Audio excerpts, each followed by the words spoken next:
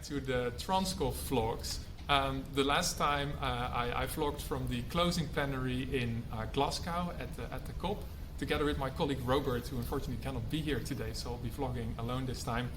But now I'm in Bonn, where the climate negotiations have resumed to prepare for the next COP27 in Sharm el-Sheikh, Egypt. So what has been happening today? Well, the sessions opened, and one remarkable thing is that we had a very comprehensive session from the IPCC, where they presented their findings on adaptation and climate impacts. And it was a pretty intense session where we saw that, as many of us know who've read the report, that climate impacts are more severe and will arrive sooner than previously thought, and also that they will hit the poorest the hardest, and that we need to note that with every increment of warming, the impacts will increase.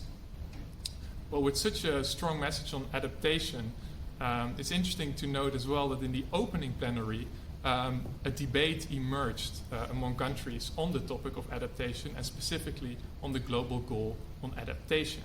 Whereas some countries wanted to allocate a lot of time for discussions on this agenda item, whereas other countries preferred to restrain the amount of time on this matter.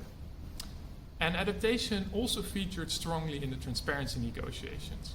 In fact, the main agenda item on transparency is about the review of adaptation information.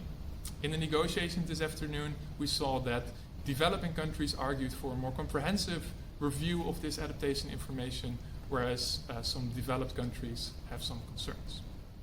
Over the next 2 weeks, I will cover the negotiations here, so stay tuned, and if you have any questions or things you would like me to cover, then just leave a comment.